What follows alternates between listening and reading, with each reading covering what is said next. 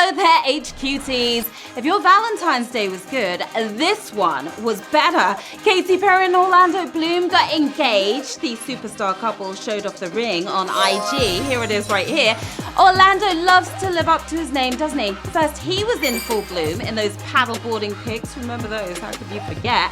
Now, so is the ring. He's a blooming good chap, I say. I'm Sharon Carpenter, your rosy-cheeked presenter at your phone's front and center. And this is season 2 of HQ in full swing. So let's check in on that prize right now, shall we? Oh my gosh, that is amazing. It now stands at $90,185. Now remember, for every point earned by players this season, the prize will get bigger and bigger until the season finale at the end of this month. And who knows just how high it's going to go. You win points by answering questions correctly and sharing to social from the HQ app. Points help you reach levels. Leveling up gives you free passes. A free pass keeps you in the game, even when you get a question wrong. How cool! The higher your level, the more free passes you have. Level 10 is the top of the top, of course. It's where you want to go. If you hit level 10, that means you'd only have to answer a few questions correctly to win HQ for the rest of the season. And dust off your knee, because this season we are giving away even more cash than we did the last time around, last season. Now tonight you are playing for $5,000. That will cover the cleaning bill of that flower ring. Looks very expensive. And a whole lot of points you're playing for as well to help you boost your status and level up even faster. Now fire up your engines this Sunday for NASCAR trivia. Before the checkered flags wave at the Daytona 500, HQ Sports will be coming to you live. Tap on the screen right now to get notified when the game is about to begin. Lauren Gambino, we love her, will bring you 12 rounds of NASCAR trivia and your shot to become an HQ Sports MVP. It all starts this Sunday at 2 p.m. Eastern. Do not forget, extra lives can keep you in this game and that one. You can buy one right now if you see it on your screen. It's how you stay in the quiz if you get a question wrong. You can also earn one for free by playing 5 days in a row. You can't use it on the final round though. All right, time to couple up or get ready to ride solo, because it's time to get to the quizzing. I'm about to pop the question. Here we go with Q1. What does the MS and MSNBC stand for? Microsoft, microwave soup, Madonna's sandwich. Oh, these all make sense. Not. Madonna has been in a sandwich before, but this is a family show, so we can't get specific. In a deal to bring together TV and the internet, NBC joined forces with Microsoft, of course. That's what that MS stands for here. Obviously not microwaved soup. Would make no sense at all. And not Madonna's sandwich either. MSNBC, of course, competes with CNN and Fox as well. 288,000 of you knew the answer here on Q1. Well done to you. MSNBC now hosts some of your favorite newsies, like our girl Rachel Maddow. Q2. Which of these is considered a classic children's book? 1962 Denver phone book, Green Eggs and Ham, or Catch-22? Which one would you buy for the kiddies? The phone book, Green Eggs and Ham, or Catch-22? If you want to make a kid cry, get them that Denver phone book for their birthday. Sounding like breakfast gone bad, it's Green Eggs and Ham. 291,000 if you're going ham here on Q2. Dr. Seuss has sold over 600 million books worldwide, including my latest bedtime read, Yertle the Turtle. Suspense is killing me on that book. Now this Sunday, WALL-E and Buzz Lightyear are coming out to play. Yay! We've got Pixar trivia coming at you. And you know it's going to be pretty incredible. We're giving away 10 Gs as well. That's on Sunday at 9 p.m. And whether you like it hot or not, you want to be watching HQ this Monday to find out just how much Scott can handle. It's going to get spicy up in here. Spicy questions. Spicy hot wings. We are turning up the heat this Monday at 9 p.m. Eastern with a special guest as well. You don't want to miss it, I'm telling you. Q3. What beverage once advertised with the slogan, all the sugar and twice the caffeine? Jolt Cola, LaCroix, Evian. Would have thought they'd want to keep that a secret instead of showing off about it. All the sugar and twice the caffeine, is that even healthy? Sure to give you a boost and then some. Jolt Cola. You got the jolt you were looking for there, didn't you? Jolt Cola. Have you ever tasted some Jolt Cola? 271,000 of you probably have. The slogan has since changed with the times to the more acceptable maximum caffeine, more power. More power to them. Q4. What presidential proclamation ended slavery throughout much of the United States? Emancipation, suffrage, prohibition. What do you know about the meaning of these words?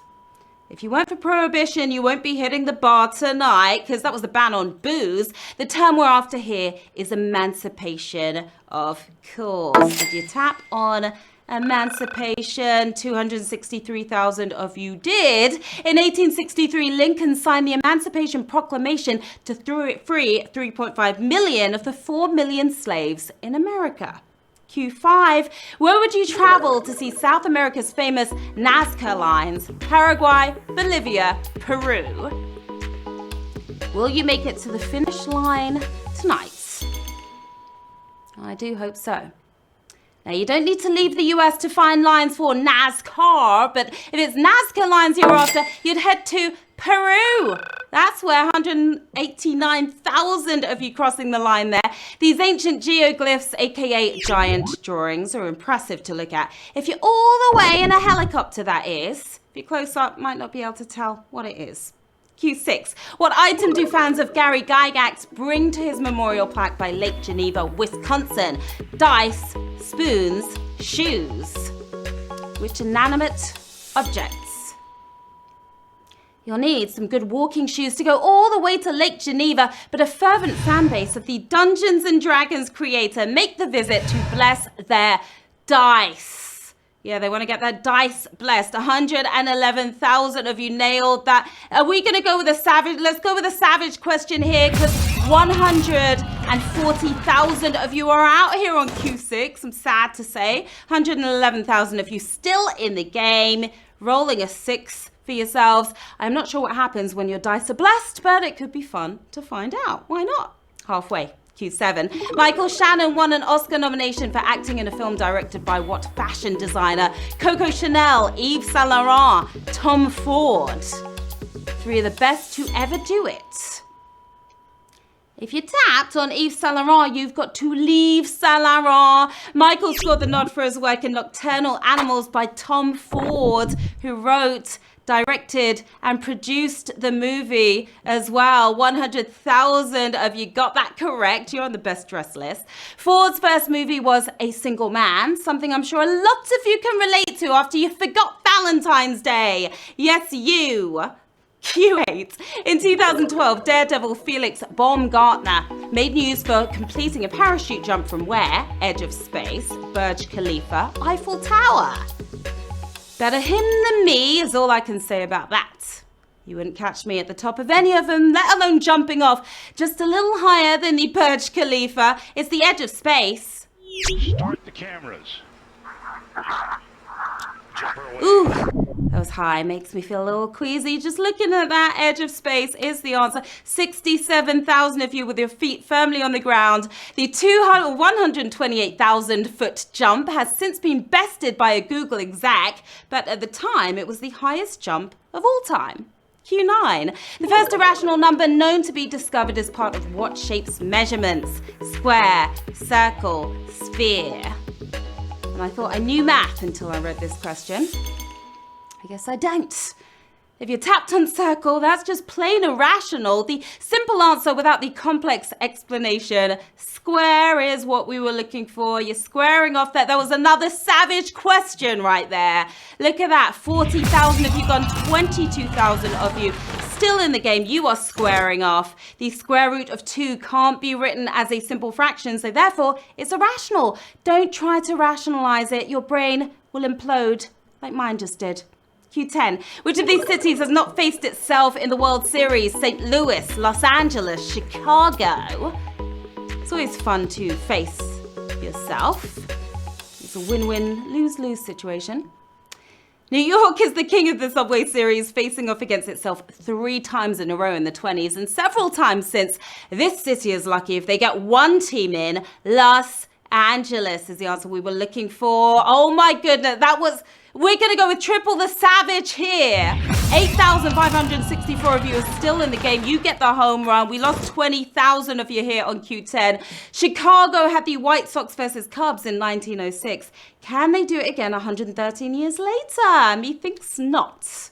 Q11, the penultimate round. Let's do it, players. There is not a chemical element named for a discoverer of what? Electron microscopy, uranium fission, X-rays. Well, those are all fun to say. Let me say it again, please.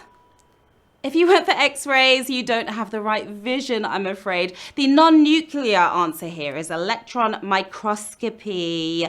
Yes, indeed. 4,949 of you seen clearly. That was a brutal one right there. Electron microscopy allows biologists to capture high-quality images of specimens. Pretty sensational, but the discoverer got snubbed.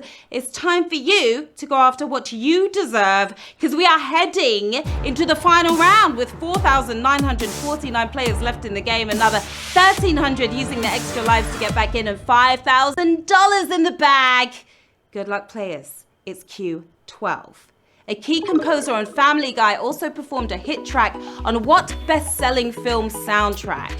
The Bodyguard, Titanic, Saturday Night Fever. It's going to be music to my ears if you get this right. The theme tune to Family Guy's no indication of the raunchy humor in the show is by longtime TV composer Walter Murphy. Walter once created a fifth of Beethoven, a way more funky version of Beethoven's Fifth, for a funky kind of movie.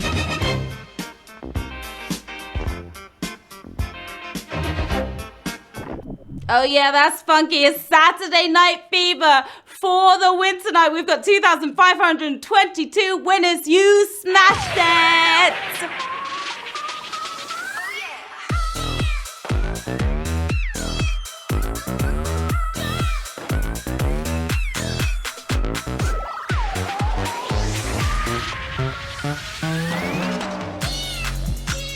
Congrats to our 2,522 winners tonight.